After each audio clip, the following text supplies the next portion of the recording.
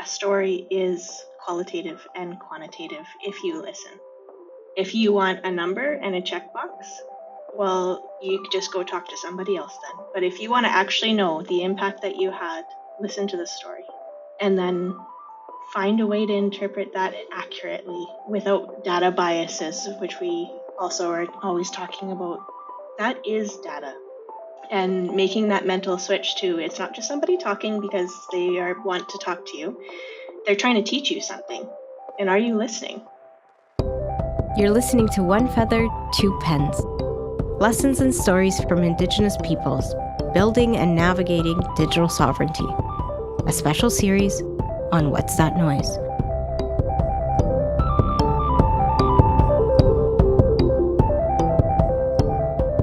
Well, hello, everyone. I want to take a moment and undertake a land acknowledgement. And this is important in that it recognizes and reminds us of our responsibility to build meaningful relationships with Indigenous people, to listen, to learn, and to work towards a more just and equitable future for all. So this small step of this land acknowledgement is really important for us to begin with. So let me start with a whole bunch of respect and gratitude and acknowledge that we are gathered here, or that I am gathered where I am at, on the traditional territories of the Llekwungen speaking people, known as the Songhees, the Esquimalt nations. These lands and waters have been home to the Coast Salish people since time immemorial. And we are honored by and with their ongoing connection to and stewardship of these lands. And I'm blessed to work here and live here in Victoria with my family. I also want to acknowledge and send out a warm welcome and greetings and recognition across Canada to all the traditional territories of the numerous First Nations, Inuit, and Métis people. From coast to coast to border, these lands have been inhabited, protected, and respected by Indigenous peoples for thousands of years. We acknowledge the profound impacts of colonization and commit ourselves to ongoing work of reconciliation and understanding and respect. So thank you. Thank you for the opportunity to do that today again. Thank you for the lovely introduction as ever, Lawrence. We really appreciate it. We are really excited to continue digging into 2024. The conversation around digital indigeneity has evolved and changed so much more than we could have possibly imagined when we first started the series together. And I think a big reason why, but not the sole reason, is this thing we called AI, which actually opportunes a really lovely conversation about data. I mean, we really haven't spent a lot of time being explicit about that. And so between digital indigeneity and data and artificial intelligence, there's all sorts of things that we can continue to talk about when it comes to maintaining this wonderful conversation. And so without further ado, I'm very, very excited and pleased to introduce, or turn over, I should say, to Ja'elle. Ja'elle, thank you so much for joining us. It's great to have you here. Welcome. Thank you for having me. Would you mind telling us a little bit more about yourself, where you're from, and your company? Sure. So I get to live and work in the awesome Wet'suwet'en territory in Smithers, Nice. BC. If you haven't come, please come visit us. Just absolutely gorgeous. I'm the CEO of Ultralogix, have been for a little while now. And yeah, I'm a Métis woman. My family traces its roots back to the Red River Valley and beyond, if we're allowed to. It's just an awesome space to be able to work in the digital realm. As an Indigenous person, it is evolving, and that's exciting for me. So my company is based in Smithers, BC. We handle data management, data governance, both in the Indigenous realm and industry, because you have to have a little bit of both. Ja'elle, you're a dynamic leader at the intersection of Indigenous wisdom and modern data technology. And you have an Indigenous-owned, female-led data company that's refining how we approach data management and analysis. Can you tell us a little bit more about your Indigenous perspective on what that means to you and how you do business? What the Indigenous perspective means to me in a data management and data perspective is taking those siloed barriers down and looking at it as a whole.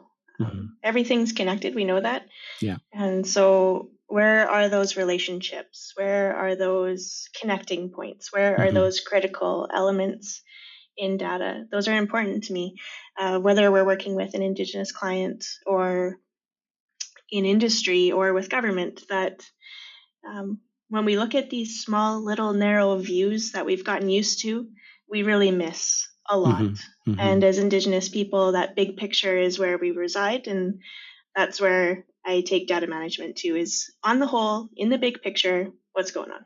I think when we talk about breaking down silos from a perspective that pushes back against colonial narratives and colonial technology, we recognize that the filter bubbles of the world and the platforms that we get ensnared in, that Indigenous communities find themselves ensnared in, there's this extra work that has to be done to get outside of those silos and break them down and to connect things and put them out on display and find meaning and relevance where normally it would be constrained or not possible to find it.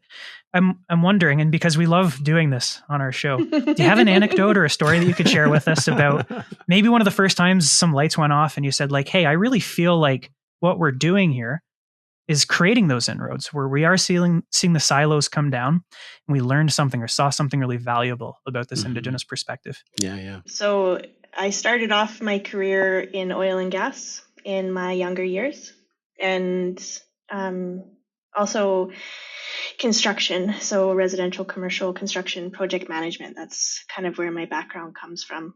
And I was working in large corporations, global corporations, and really hitting my head against the wall when I could not understand why aren't we looking at this bigger? Why aren't we talking to that department? Why are we filtering data just to this very narrow set point instead of like just zooming out just a little bit? Or asking somebody else in another department because they've already done this and we don't have to redo it. Yeah. So that's kind of where it started, I think, is seeing how it wasn't working.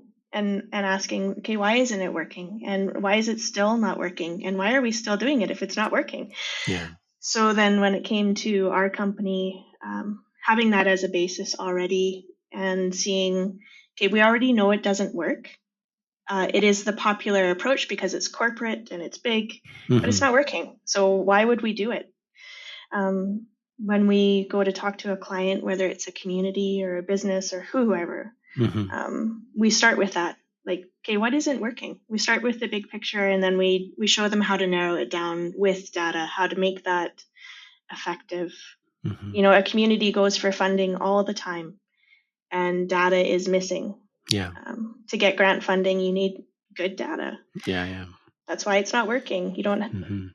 That information isn't there. So why isn't that working? Well, because we can't get our community members to give us their information. Well, why? Because they don't trust us. Well, why? That's right. Yeah. We could spend a whole episode talking about those reasons. So I have had a habit, I guess, over the years of making people uncomfortable with questions until we get to those root causes, if you want to use a corporate term. But really, what's going on here? So when you're in community or when you're working with partners and you're navigating that tension, right? Those tough questions, like got to ask those questions, right? Because you got to dig deep. And I love the approach of like, why? Because I share that philosophy, right? Like even whether it doesn't matter what we're doing, I'm like, okay, why? And then okay, but why are we? And then why? And so you deeper and deeper and deeper. And so I think that's, I mean, in some respects, I think that's, I don't know that it's uniquely an Indigenous approach, but it is, I think, how we reshape our understanding of success in the work that we're doing and in your space. So how can you go a little bit deeper in terms of tell us a story about how you actually do that when you're out there talking with the First Nations community or leadership, or how is it different with the different folks or the different parties or clients that you work with? Yeah. So I think probably that foundation is we start with the relationship. We hear a lot recently about transactional business or relationship business, and ours is relationship. So even before we approach a client to work with them, I make sure that I know them. Even if it's just a bit. But we take that approach. I guess it is the Indigenous approach to sit back and observe for a while before you involve yourself. Absolutely. Absolutely. Absolutely. Yeah. So sit back for a little bit. I'll throw some jokes into the mix to see the reaction and just see where the baseline of human is at first. And then we just start the process. Okay, let's have a chat. This isn't about business yet. We haven't even gotten to business. Let's talk. Let's get to know each other. Let's feel each other's vibes or energy and see where it's at. And then it is interesting because you can almost watch it ripple out in the room itself. You observe where those tension points are. You observe who maybe the silent leader is that isn't obvious. That's your linchpin to everything else. That's kind of the approach I take, and it can be uncomfortable at times, I suppose, but it's more of a natural flow of conversation that gets you to, okay, where are we actually at? What's happening underneath the surface that no one's talking about here?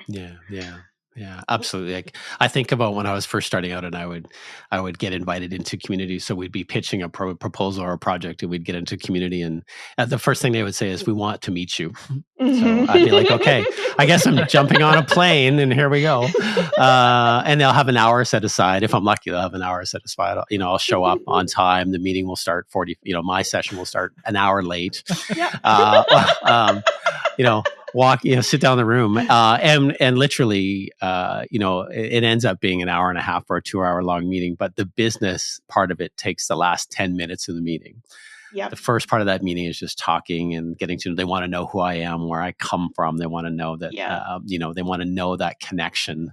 They want to know I have some street cred, if you like, some Indigenous cred, right? Before we even talk about anything. So I love it because that's such a big part of who we are and how we get things done. So it warms my heart to hear that that we share some of those same experiences in philosophy. So I think that's fantastic. So I had met with a nation, or it was a development corporation, quite a few times. You meet through conferences, you chat, you joke.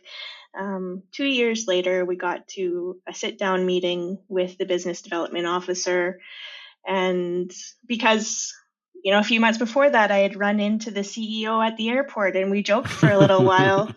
So then we set up a meeting, and same thing. It had to be in person. It's not in my town. So show up at the office. I accidentally showed up a few hours late because there was a logging truck all over the highway, but they were fine with that and still made space and time. We sat down and we just talked about each other's families, me and this one manager, for about an hour and a half. Where are you from? Where you come from? What's important to you? Who's your family? What do you do for hobbies? At the end of the chat, like you said, it was the last 10 minutes. So are we going to work together? That wasn't me. That was and that's just how it goes. And you have to be ready to spend 2 to 3 years building that. Like you said, the credibility before they'll even consider it. It's that the statement of 2 years is so relevant, right? I tell my team, I met with so and so, and they're excited. I'm like, but this is a 6 to 18 month process. Like, there's nothing. They said it's all good, but there's still a lot of work to do. So that's awesome. Have they slapped you on the arm yet? No, you're a month out. That's right. Yeah, exactly. Yeah. When we've talked about the relationship building process in the past, I recall Lauren saying, sometimes the non-Indigenous people that we might work with scratch their heads a little bit, like, I wonder if this could go a little bit faster. Like, no, there's a process. That's right. And so this is so interesting. I think a lot of the non-Indigenous listeners that are tuning in and listening right now, especially if they're in the private sector, might be thinking, this relationship focus it's obvious. We do this. This is our bread and butter. We're all about relationships. Consultants say this all the time. But there's something fundamentally different. And it sounds to me like it's a combination of something you both learned growing up from your respective communities. But there's differences. There'll be nuances. And it also seems like something you pick up and you learn and you integrate for yourselves as you continue working with different communities. Is that accurate, Ja'elle? Did I get that right? Yeah, it's a process. And in these forums, it's always interesting because at times we get asked to speak for all of our people, and I can't. So I'll just speak for my personal experience, and maybe it'll resonate with some of my cousins out there. But it's been a process for sure. Part of it was my family approach is very family centric. And my parents instilled very good work ethic in both myself and my sister through the years. So I'm grateful to them for that learning. And then my dad has always been self-employed. So he is a settler, but man, he spent his life in Indigenous communities. So I think he's adopted for sure. Absolutely. But it's definitely something that, as a Métis person, I'm having to relearn who I am all the time. Our families, weren't comfortable in either a white or Indigenous space, so we are that kind of landlocked in between at times. But learning as I get older which parts of me were actually Indigenous, which parts are true to me, to who I am, and to who I feel is true as a Métis person, as an Indigenous person with a settler father. It's a learning process. And then when we go through business, Indigenous people, we're all learning on the same page here. We know how we feel comfortable, and we know what makes us terribly uncomfortable in business. And so then learning that strength to say, you know what, no, I don't care if it's not popular. I don't care if it's not corporate. I don't care if it's not the way you would do it. This is how I'm doing it. And then watching how that unfolds, like the response, the personal response that you get from people when you, it's become such a word, but when you're authentic, when you're true, that you watch a lot of, it doesn't matter if it's a corporate boardroom or if it's a community, you watch the same effect on humans come through when they can just calm down and maybe be a person for a few minutes and really start that baseline. Yeah. Wow. That triggers a whole bunch of memories for me. And I was thinking, geez, Tommy. I was looking at Laura's like, something good's coming. I was like, we need to do a podcast on how Indigenous business owners deal with their investors and other partners, because it's upward management from a different angle. Yeah. Oh, fascinating.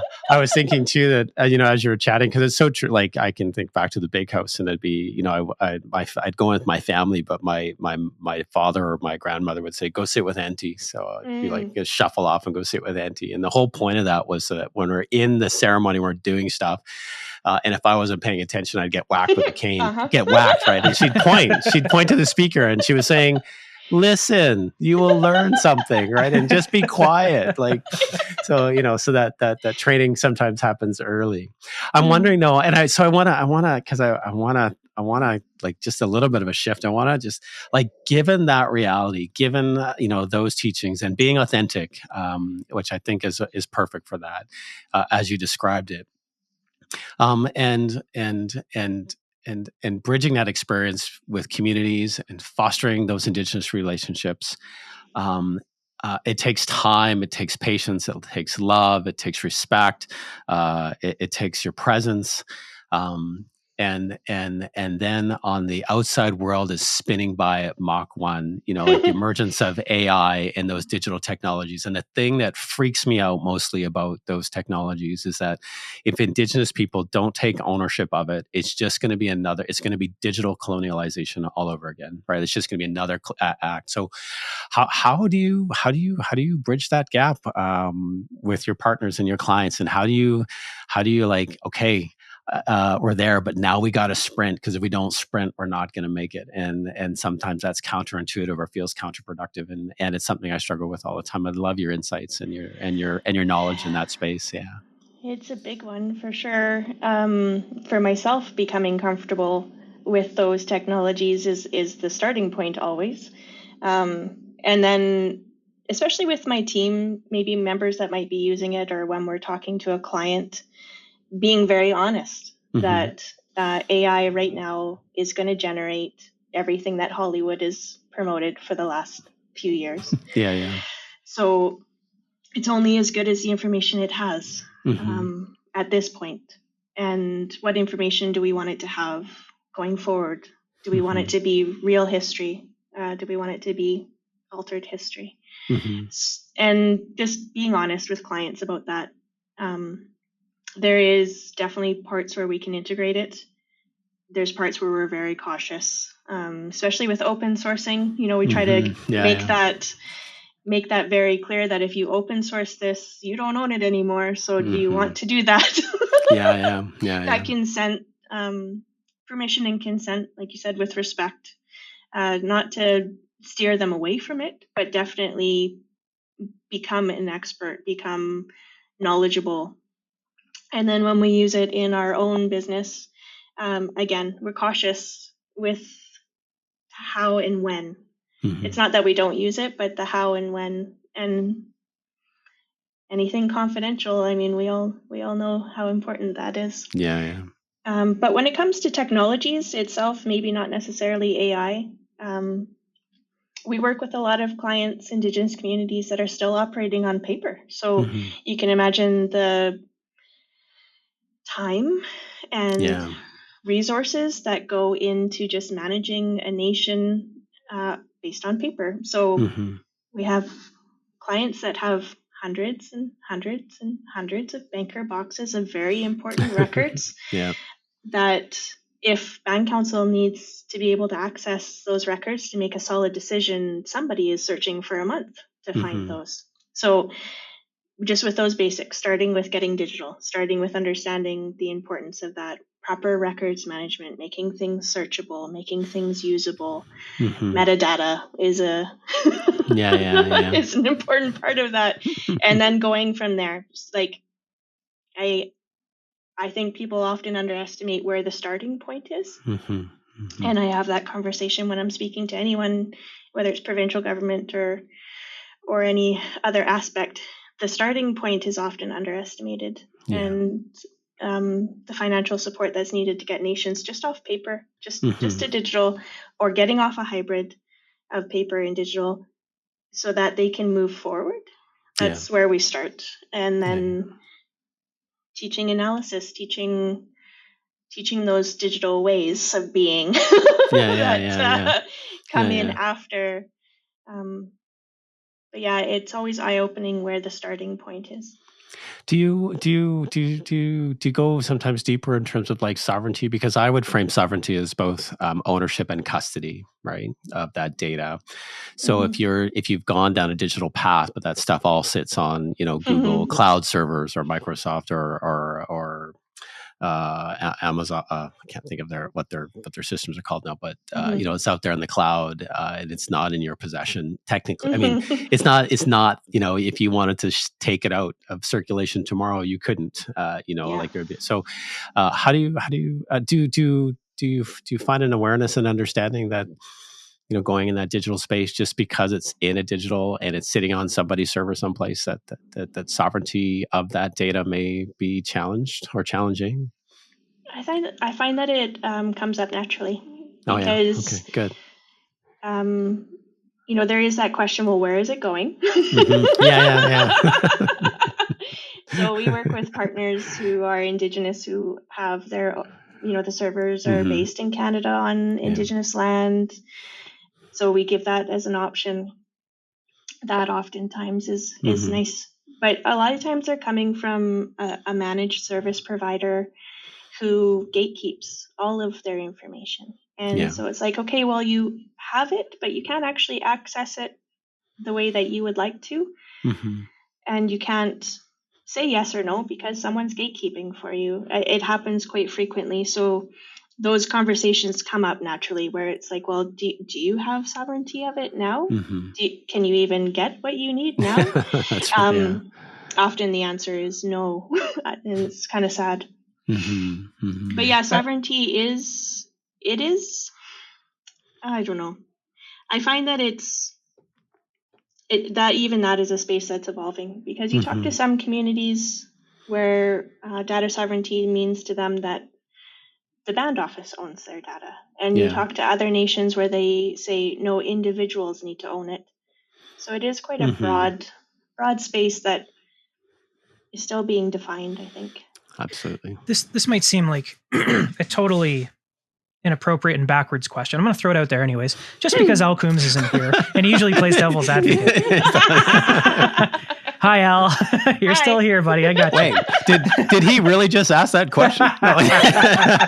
No, we love Al. No, let's not give Al too bad a rap. He's awesome. No, he's wonderful. We love Al. Al's he's a teacher, and he's very busy with back to school. Yeah. So I'm sure he sends his love and his absolutely, kindness. Yeah. And as an homage to him, to sit in his absence, we're talking about some really, really powerful themes here about openness and access. We talked a little bit about, OCAP and data sovereignty, and we've talked about knowing the starting point, liberating connections between data points because they're open and not closed or siloed. And so I'm wondering, like, the capital world, the colonial world, is about trying to wrap their arms around some of these things and create silos, right? Because that's where they see the ability to extract and make money. And so what I'm wondering, here's my actual question, is are there any risks to this project of promoting openness? Where are the limits of it? When does it become a problem in terms of trying to protect the openness, if that seems sensical? Life is a risk, so of course. But it depends on your goal. Is your goal money and control and power? Sure, there's risks. Is your goal growth? Then the risk is more of an investment. When there's power involved, there's always risk. There's always, and we've seen that. We've seen that for a few generations of where that risk is. But as you go forward, what you choose to share is your choice. That's for us as humans, we know that. Do I want everyone to know everything about me? No. So I'm not going to tell you. Hey, wait a minute. Was that what you signed up for? I don't know. Wait a second. Hold on, let me call Al. He might have a response. But risk exists. Business is all about managing and mitigating risk if we want to get corporate there. So how much, as an Indigenous community, as Indigenous people or businesses, we have choice. What do we share? How much do we share? Yeah, and I think there's, part of the part of the kind of complexity, I think, or a big part of the complexity is that, our people and communities have been traumatized by the withholding of data, and then oftentimes using our own data and history against us, right? Without us even understanding how it's going to be used, or in what media or what measure it's going to be used, and taking advantage of us because of those things. And so there's all kinds of trauma there. And so I totally get the complexity of every nation and individuals having different perspectives on that. Do you see, Ja'elle, a opportunity for a uniquely, big, quote unquote, Indigenous approach to reshaping our understanding of what this means in a digital world? Oh, absolutely. Like we have seen that when we only take one view to a problem, we only get one solution. But for Indigenous people, two-eyed seeing is very important. So how are we looking at data? How are we looking at our own data? How are we looking at AI? Right now, it's often from a point of skepticism. Right. Because, like you said, it's been abused. Treaties were signed in good faith. And sometimes that learned history stays with us. That generational trauma stays with us. So when we're going forward now as Indigenous people with data, with AI, we get to say how that turns out, and we get to work with our non-Indigenous partners to say, well, what's the best way to go about this? What's the best method? What's the best policy?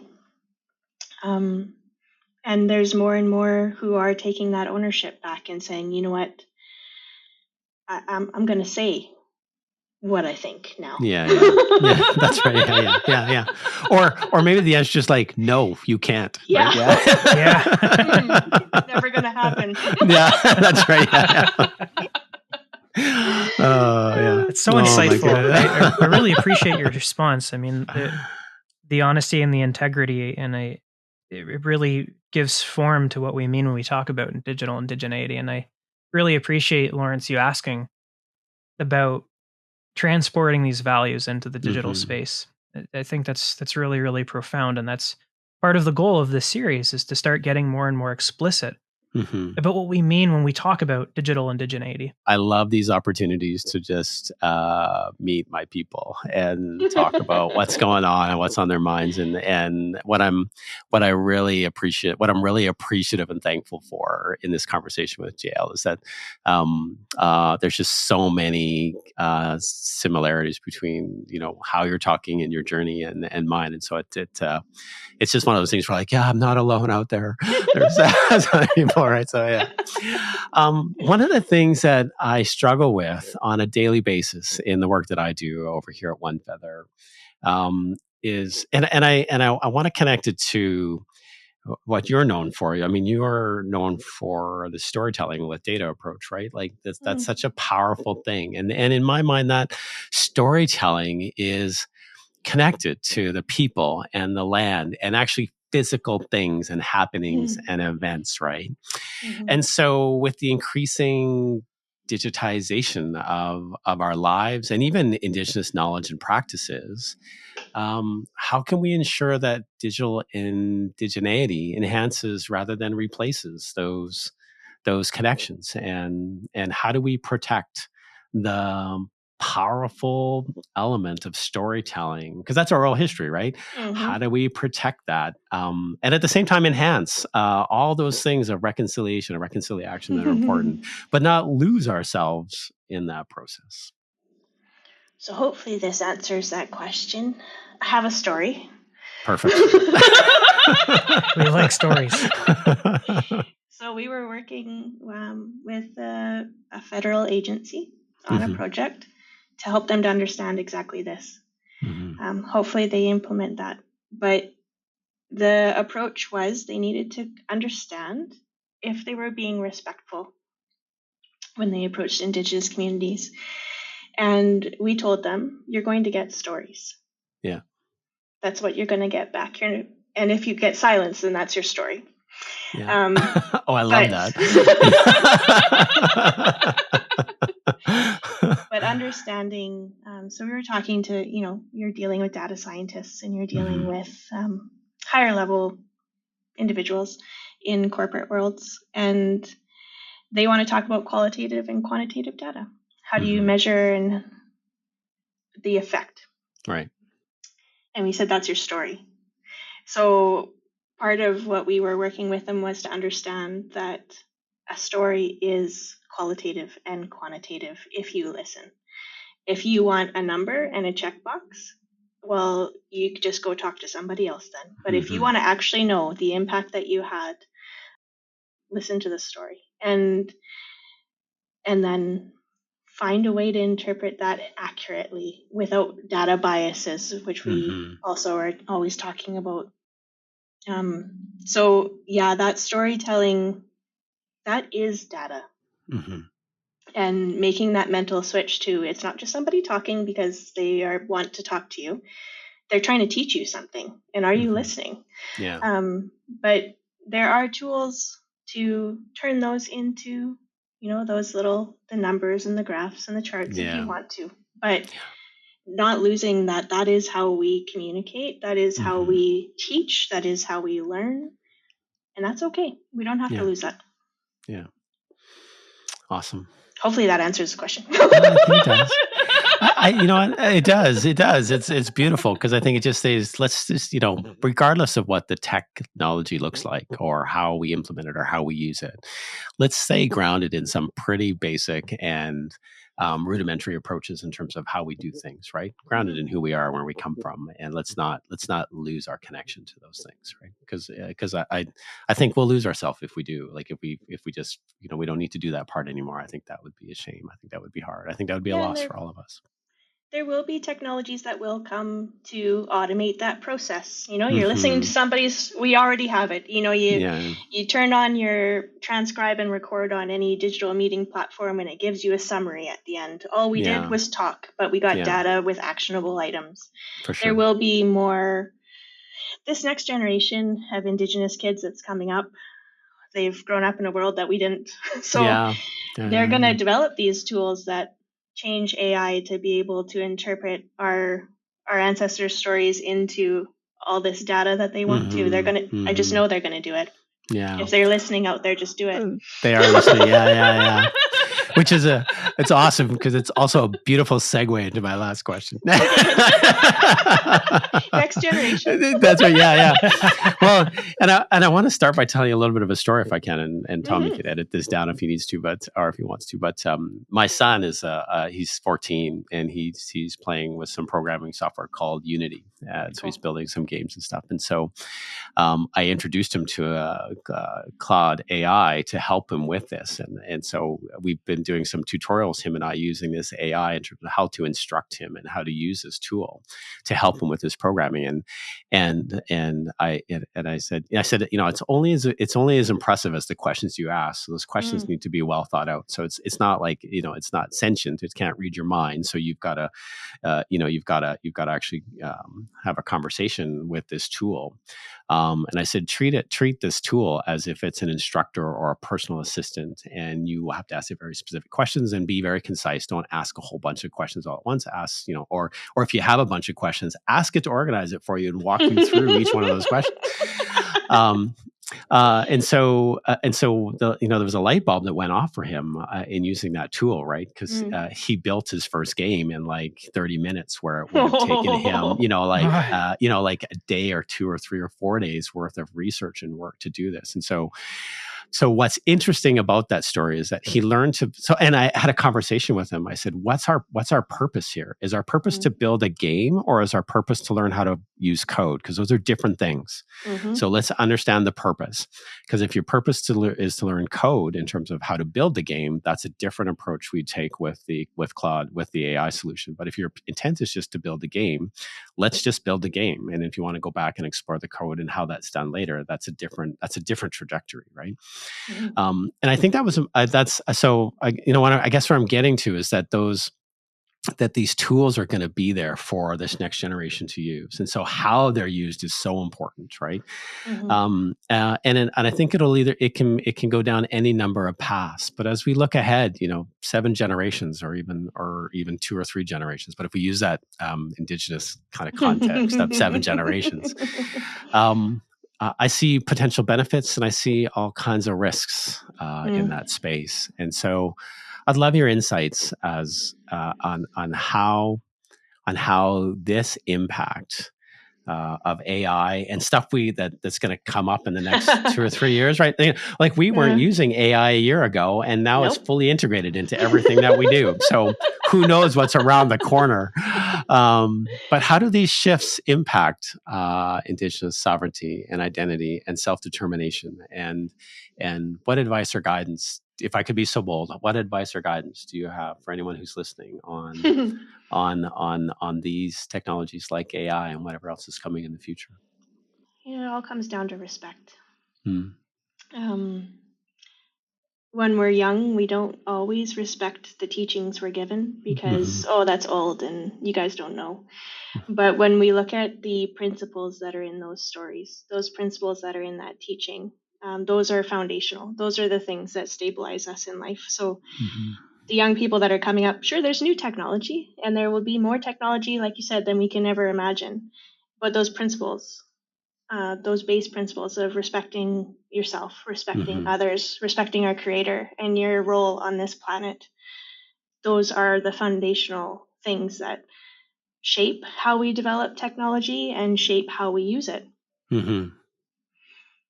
That's, I guess that would be my advice, is maintain that respect. I don't know if that's too short. No, it's not. It's it's just really profound. You've got me thinking. Yeah. I was going to say, Sorry, Tommy. I was just going to say, unlike me, it's very concise and very kind of like impactful, right? Go ahead, Tommy. Sorry. No, not at all. I was just going to say that we have these moments where a guest every episode offers something really profound, and we're both sitting there, and I feel like Lawrence's brain and his heartbeat here and here, and I know he's pausing for the same reason I am, because we're going to reflect on this later. We're going to have a call. We're going to debrief after this, and we're going to say, wow, that is really, really insightful. Because not only have you given us a moment to stop and pause and to try and absorb and allow to percolate the thing that you just taught us, but we're going to leave this conversation with a lot more to think about digital indigeneity. You know, we started at the beginning of this conversation. We weren't sure what we were going to learn or discover, or whether or not we'd move the ball forward and leave more on the table than we found when it came to this conversation about digital indigeneity. And I've got 3 pages of notes. Oh no!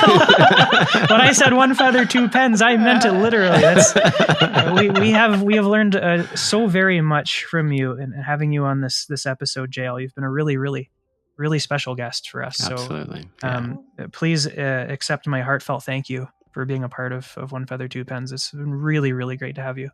Oh, you're very welcome. I came into it hoping that I could, scratch the surface of the questions. They are big questions, so hopefully that was helpful. And thanks for having me. That was super fun. Glad to hear it. It's I wanted to make sure we had a good time and a fun time, and we got to know each other a little bit better, and we laughed, and it was a natural conversation. I think just coming from a place of kindness and love and respect of our people and what we're trying to do, and